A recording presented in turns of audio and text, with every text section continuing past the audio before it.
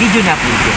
Amo na sa dito yan na nagpasilong tayo sa ano na yan, sa may sentrum tayo kasi grabe ang lakas ng mga yan. So super lakas ng mga yan, marami pa tayo deliver mga yan.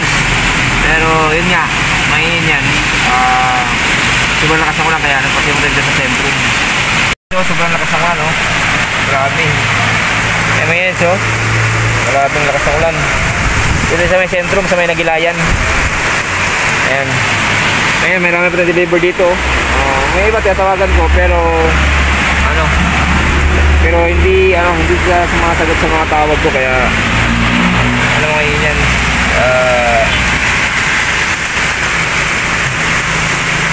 sumasagot kaya yan hindi natin ayan, malakas ng ulan, hindi natin maka-deliver to, baka bukas na to ma-deliver natin yung iba nito. Sobrang lakas ng ulan. Hirap na pag lumusong tayo sa ulan, basang-basa naman tayo nito pag lumusong tayo sa ulan. Kaya pahinga mo naman yan, ano muna relax muna tayo, pahinga muna. Okay, dito tayo ngayon sa sentrum.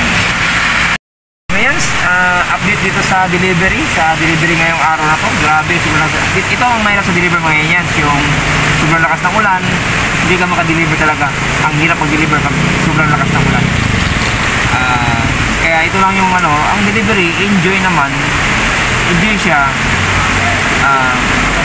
Siyempre, hawak mo oras mo. Pag alam mo na yung isang i-deliver mo, kahit pakapi-kapi ka na lang, hindi mo pa alam, yun, iiyak ka talaga.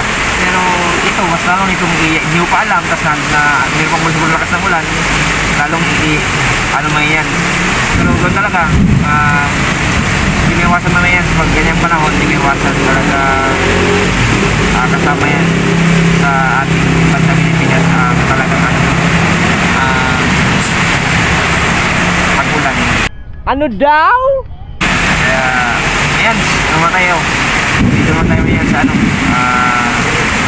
masin mo rin sa sentrum na tayo, sentrum na Nagilayan.